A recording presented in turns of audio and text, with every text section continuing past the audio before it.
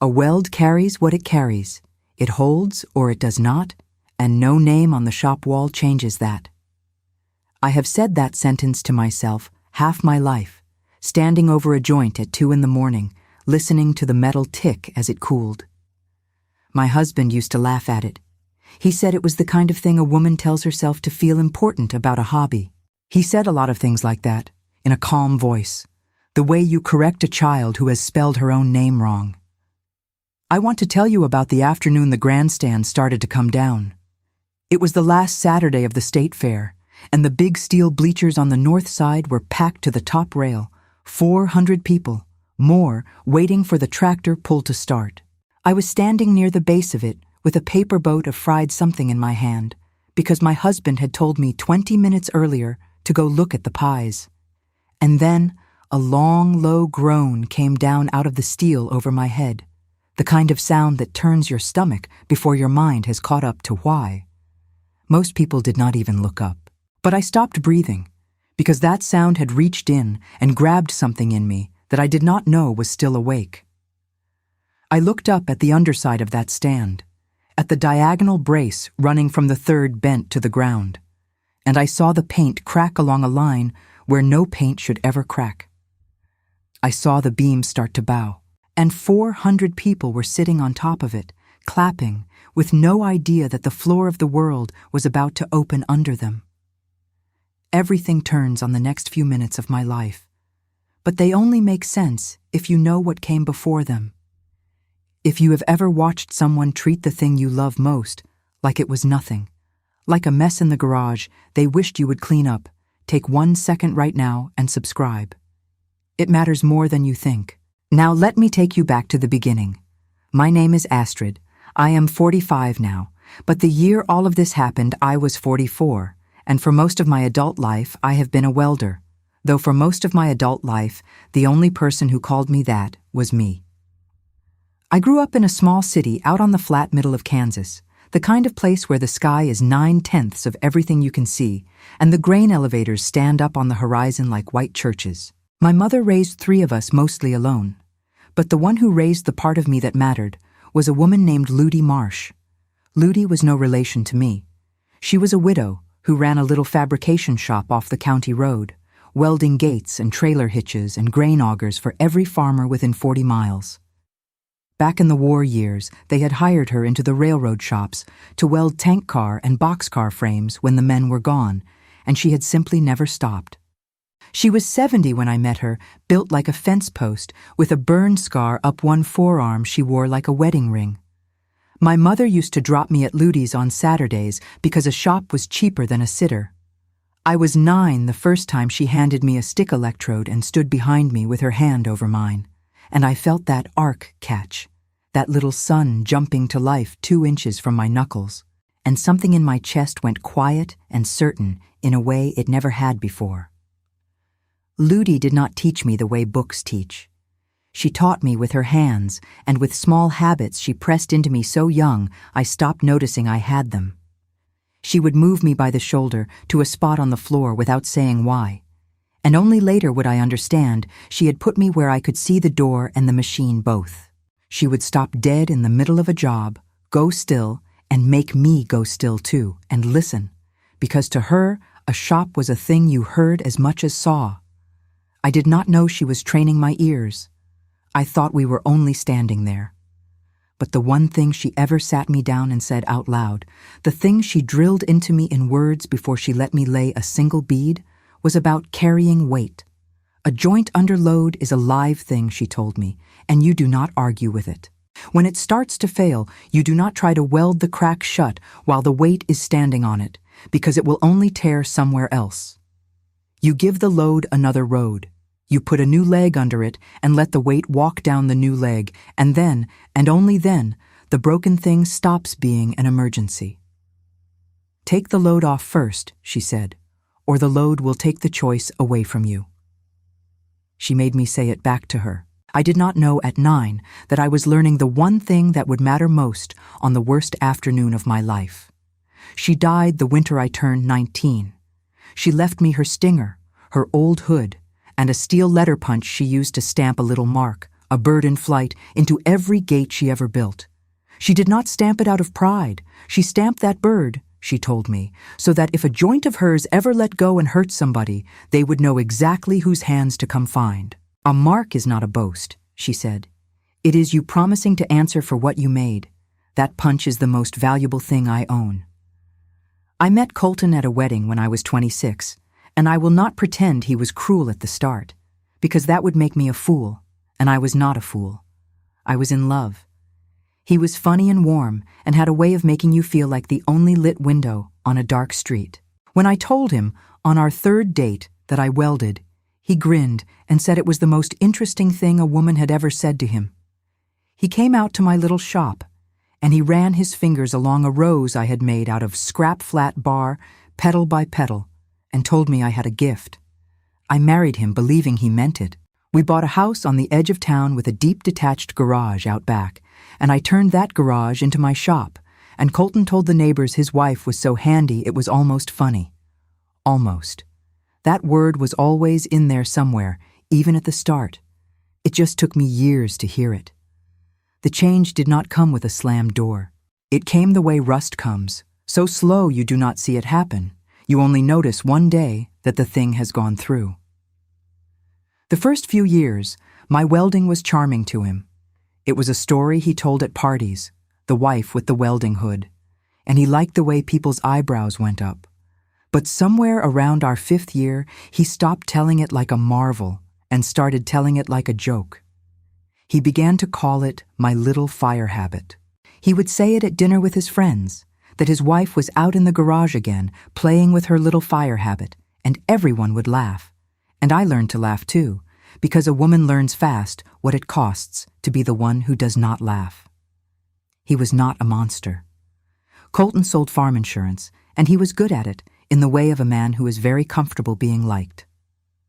But he carried himself like a man who deserved more than he had gotten, and somewhere along the way, he decided the reason was the shape of his life, and I was the largest part of that shape. So he began, slowly, to make my work small. When I welded a set of porch railings for the front of the house, and the man from church came by and admired them, Colton let him believe he had done it. He just said, "We put those in last spring," and stood there with his thumbs in his belt, and I stood in the doorway with a dish towel and said nothing, because it was easier than the argument I would have to have later if I corrected him in front of a guest. That became the pattern. I would build something, and it would become something we did, and then something he had arranged to have done, and I was only the one who happened to be holding the torch. When I sold a run of ornamental brackets to a hardware store 2 towns over, real money, he told me to be careful not to let a hobby start costing us in liability. I want to tell you about one night, because it is the one that stayed with me. I had stayed up finishing a trailer frame for a neighbor, and Colton came out to the garage in his robe. He did not yell. He stood in the light of my work lamp and watched me for a while, and then he crouched down and looked at a bead I had just laid, close, the way a man looks at a thing to find fault with it. He told me, gently, that it looked a little lumpy, and that he only mentioned it because he would hate for the neighbor to think we did shoddy work. That bead was the cleanest run I had laid all month. But he said it so softly, with such a patient face, that when I opened my mouth to answer, there was nothing to be angry at, and I closed it again. That was the whole trick of him. He never gave me anything I could fight. If I flinched, he would spread his hands and ask why I had to make everything so heavy, and say that other men's wives would kill for a husband who let them have a little hobby in the garage. A little hobby in the garage. That was the phrase, worn smooth from use. By the time I was in my early 40s, I had started to believe him. That is the part that shames me most to say out loud. I had a teacher who could feel steel with her bare hand. I had hands that had never once laid a weld that failed, and I had let a farm insurance salesman convince me it all added up to a woman avoiding her housework with a torch. I stopped selling my brackets. I let the flat bar rust in the corner.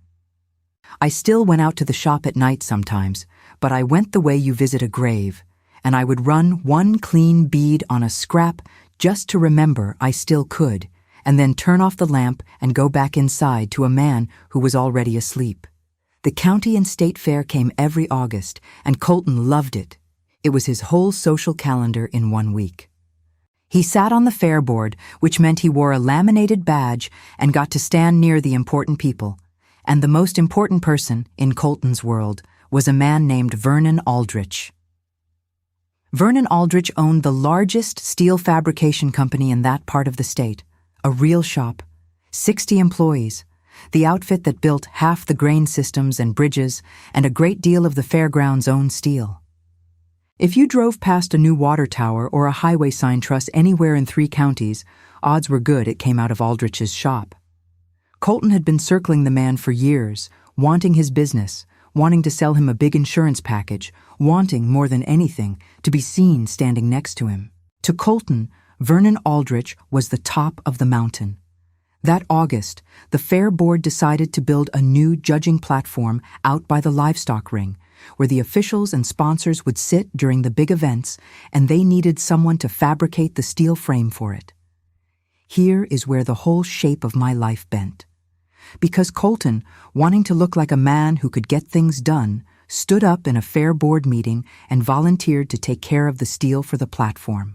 And then, that same night, he came out to my garage, and for the first time in 2 years, he was warm to me, and he asked me, sweetly, whether I could just knock together a frame for a little platform.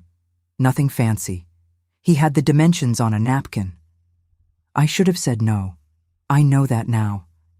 But I had spent 2 years being told I was nothing, and here was my husband, warm again, asking me to do the one thing on this earth I knew I was good at.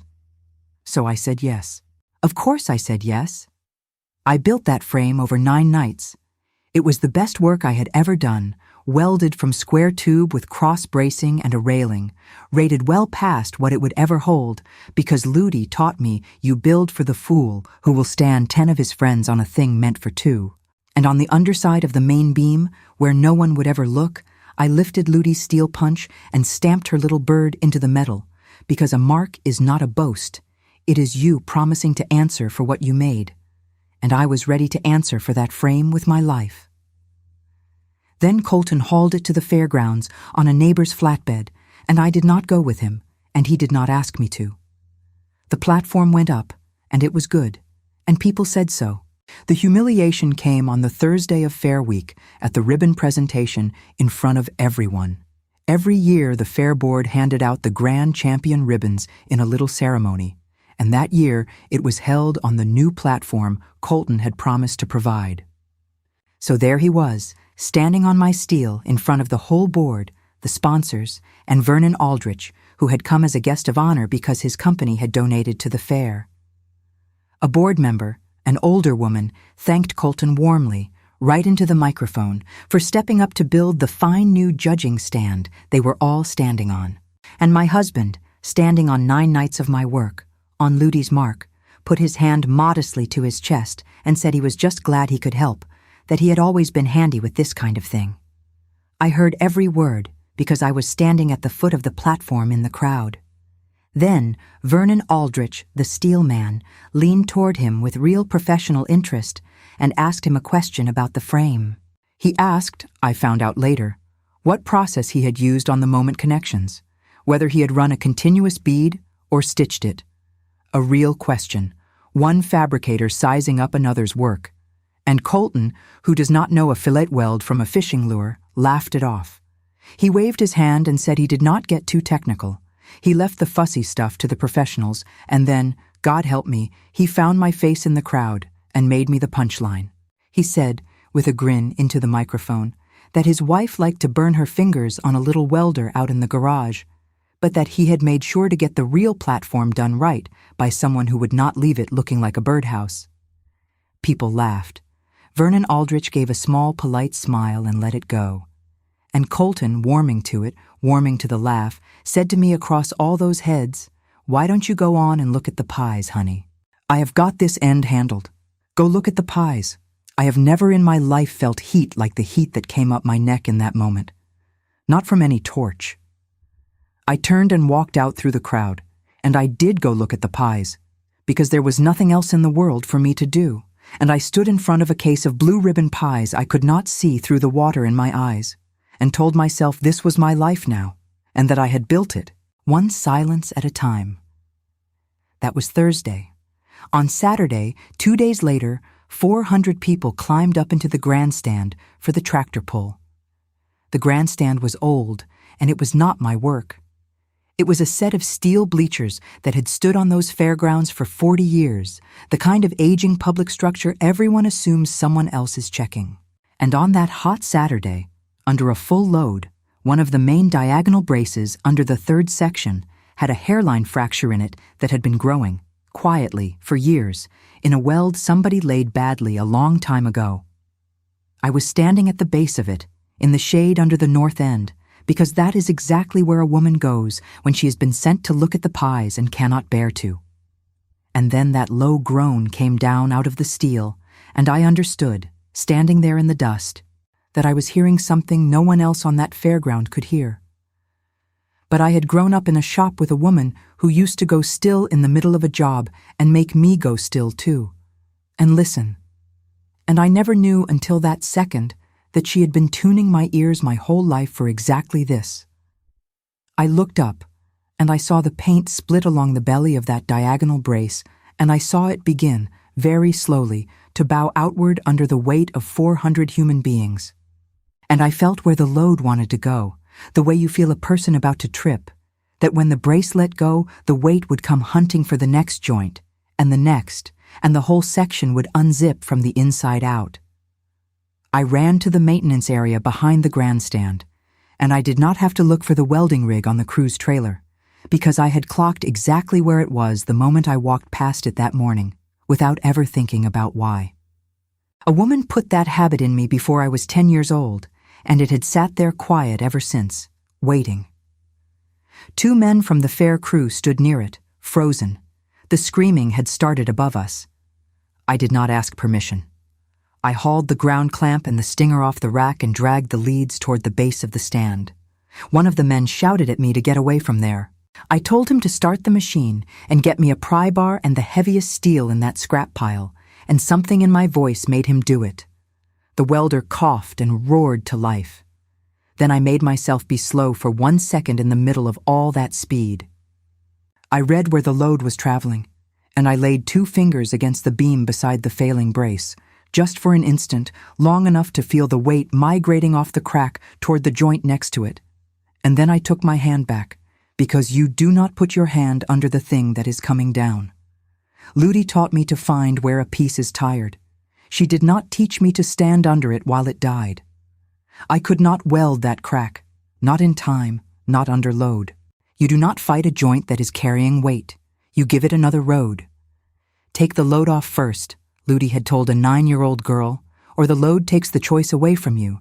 And standing in that dust, I finally understood it had never been a saying. It was an instruction. There was a length of heavy structural tube in the scrap pile, a thick square post off some old sign job, too long, and no time to cut it clean. So I heaved it up on an angle and fought it, my whole body against 100 pounds of steel, walking the base of it in toward the footing until it stood almost plumb between the concrete and the underside of the bent. Then I drove a steel wedge under its foot with the flat of the pry bar, hammering the post up hard against the beam until the contact went tight and the tube stopped ringing and started to hum, because that is how you know a shore is bearing when it goes quiet under the load. That post was not holding because I welded it. It was holding because it was crushed tight, top and bottom, carrying the weight straight down in pure compression the way a leg carries a body. All the arc had to do was keep the foot from kicking out, so I struck 2 fast tacks at the base, just enough to lock it to the concrete so the whole thing could not skate sideways. The post took the weight. I felt the brace above me stop moving. I was not saving that grandstand. I was buying it a minute, maybe 90 seconds, one wedged post holding a tired joint still while 400 people got off a stand that wanted to fall. But that minute was every person on it. And over my own arc, I could hear the announcer finally getting the crowd to move, section by section, the load walking down my new leg the way an old woman had promised a little girl it would. When the last of them were off and the stand stood empty and quiet, I came out from under there black, with dust and dripping, the stinger still in my hand, and I looked up into a crowd of faces looking back at me. And right at the front of them, close enough to touch, was Vernon Aldrich. He was looking at me the way one welder looks at another who has just done the hardest thing there is to do. He crouched down in his good clothes and ran his thumb along one of my tacks, laid blind and fast under a collapsing structure. Then he stood back up, and he did not ask who had taught me to weld. He asked how I had known, in the half second it took, to shore it instead of trying to fix it. Because that, he said, is the thing you cannot teach a man in 20 years. I told him about Ludie and that I had a shop in my garage. And Colton was there by then, at the edge of the crowd, and he started to say something. Something about how his wife and Vernon Aldrich did a thing I will never forget. He did not raise his voice. He just held up one hand toward my husband, the way you stop traffic, without even turning to look at him, and he kept his eyes on me, and he said, loud enough for the people around us to hear, that the woman who had just held that stand-up with one post and 2 tacks was the best hand he had seen come out of this county in 30 years, and that he had more structural steel than his own shop could handle, and would sooner send the overflow to her than to half the licensed shops in the state.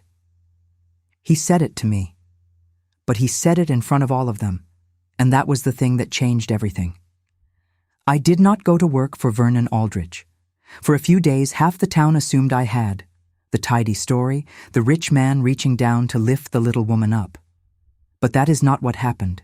What happened was that the town found out what I could do, all at once, in front of 400 witnesses, and it brought the work to my door. It started that same week. The Grandstand story went everywhere a story can go in a place like that, and by the following Monday, there were trucks parked in front of my garage.